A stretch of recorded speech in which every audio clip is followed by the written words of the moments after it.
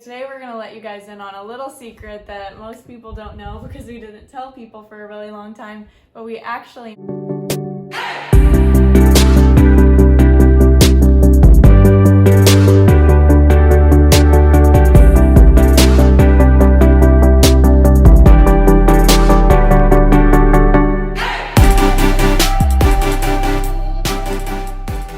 What's up, everybody? I'm Connor. And I'm Sydney, and welcome back to our channel. Today we're going to be talking about should Christians be using dating apps. So this is like Tinder, Bumble, Hinge. Some of you might have heard of Upward. That's the new Christian dating app that we've been hearing about, but today we're just going to be talking about our opinion on if we think it's okay for Christians to be using those. But before we get started, go ahead and hit that subscribe button. Like this video if you like it, and turn on that notification bell so you don't miss a video. So today we're going to let you guys in on a little secret that most people don't know because we didn't tell people for a really long time, but we actually met on Tinder.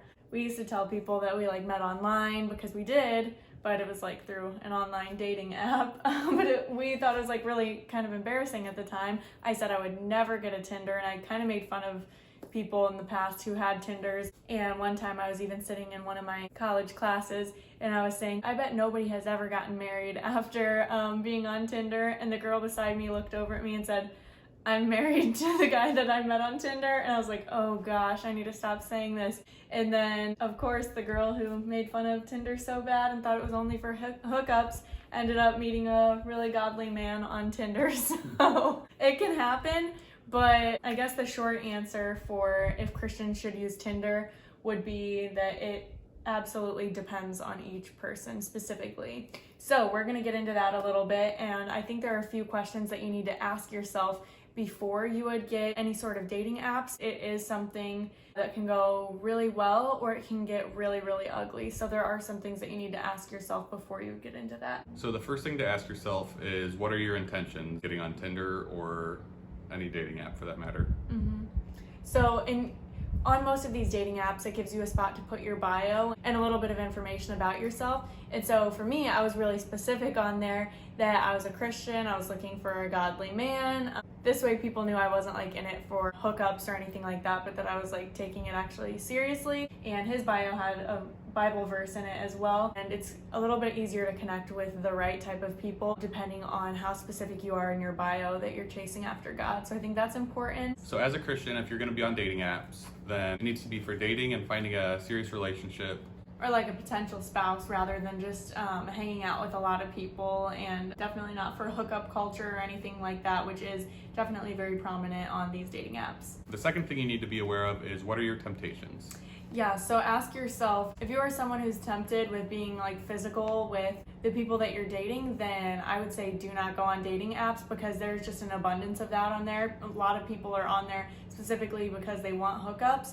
And so that's just going to be flooding in at all times. So it would be really easy to fall into that if that's something that you're tempted with. But if you're somebody that has good discernment and has enough self-control to be looking for the right person and kicking out all the wrong people, then I'd say that it's something that you could definitely do, but you have to be really aware of your temptations. So that kind of leads into our third question that you need to ask yourself, and that is, what are your weaknesses? So if you struggle with anxiety and depression or loneliness, then dating apps are not the place for you. I don't even struggle with anxiety and depression, but I know that when I had those apps, I started to notice those things peeking into my life a little bit because there are so many people contacting you and you don't know what to do with it. And it seems like a good thing at first, oh, I'm gonna have a lot of nice boys talking to me or something, but it can be really overwhelming. Your mind and your heart can just be going in a lot of directions, and it can get really unhealthy if those are something that you struggle with. So be very careful and really ask yourself where your mental health is at before you would get on a dating app, because it can really cause you to struggle in those areas if you're not totally strong and getting on there for the right reasons. For me, I got stuck in a little bit of a rut when I was on there for a while because I was struggling with a lot of loneliness. So having so many people contact me did feel good at first, but I started to realize that I was losing the ability to care for people. There's just so many people that you're talking to that you become really numb to your emotions, and people can talk to you and tell you things and you don't even care. And my heart just didn't feel like it had the ability to like anyone or have any sympathy for anyone. And it was kind of a gross feeling for a while. So when I started dating Connor, I didn't think I had the ability to like him for even our first couple of dates, just because I'd been so numbed by all the contact that I'd had with other people. So I really didn't like that aspect of it at all. Obviously it ended up okay. You just have to be a lot more cautious than what I was going into it. Another thing I just thought of is to take your time. You don't have to rush through and swipe right on everybody and be talking to a bunch of people. Click on people's profiles and actually read about what they say about themselves and what they have to offer. Kind of get a feel for who they are as a person before you start messaging somebody. But I feel like if you can do a solid, intentional job at dating on these dating apps and looking for your spouse on there, and you feel like you're mentally and emotionally stable enough to get on there, then I would say absolutely go for it, because a lot of Christians will sit at home on their couch reading their Bible and praying for the right person to come along and marry them, but that person won't always knock on your door and like bring you your Amazon package.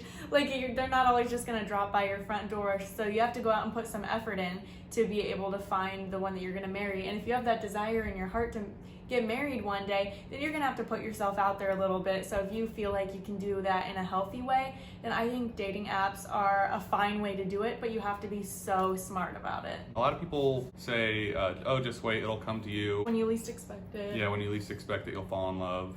Which was kind of her case, but she was actually being proactive and out there looking for someone to date or to court.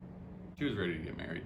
Yeah. I was like looking for a husband, but at the same time, people would talk to me and be very kind, and I just literally lost the ability to care for people, and that was really sad. So luckily, Connor was as persistent as what he was, because if he hadn't continued asking me to go out, I would have gone on several dates with him, maybe even 4 or 5 dates with him, and still been like, I just don't really care. But he really showed me how much he cared about me, and it started to break down those walls that I'd put up, because when you talk to that many people, you're just always cautious.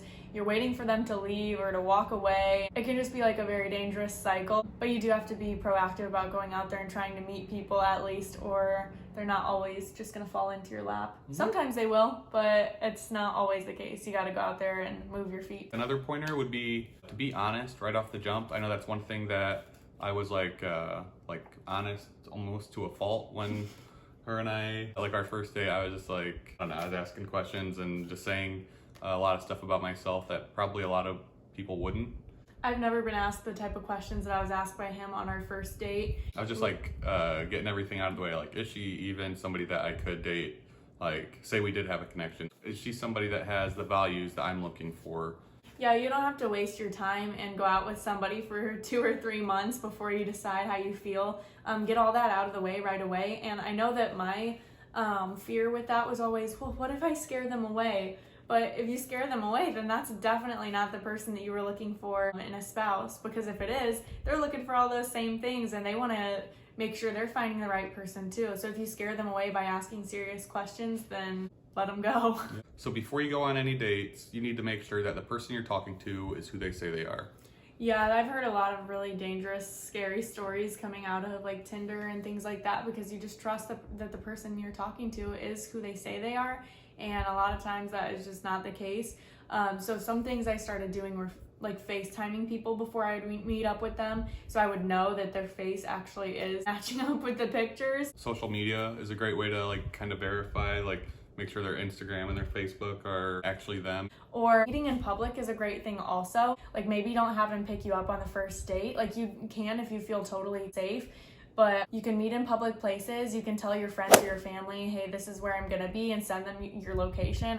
If you really feel the need, you could take a friend and have a double date also. If someone is scared off because you want to be safe on a first date, then it seems like they have something sketchy in mind anyway. So on dating apps, you're pretty much going solely on looks. You can get a little bit of a feel for somebody based on their profile, but you're just going off of pictures. It's a good thing to be attracted to somebody, but it's not the only thing. Yeah.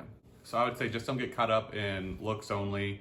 And sacrifice some other things because it's a really good looking person. If none of the other stuff that they're saying when they're messaging you is of the same values as yours, then don't go on a date with them. Don't waste your time. Your heart's gonna get wrapped up in something that won't last, and you're just gonna get hurt. So keep in mind that Their pictures are not the most important part, but the conversations and the morals and values are. So I would say dating apps is not the best way to meet solid people, but it is a way to meet people. And I now know lots of people who have met their spouses on dating apps.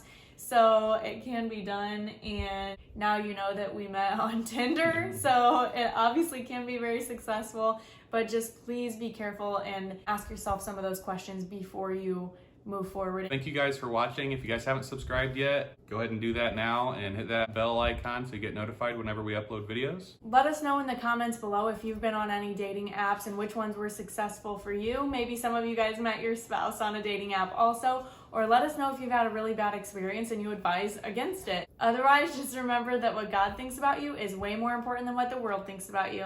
Thanks for watching, guys. I'll see you soon. Bye.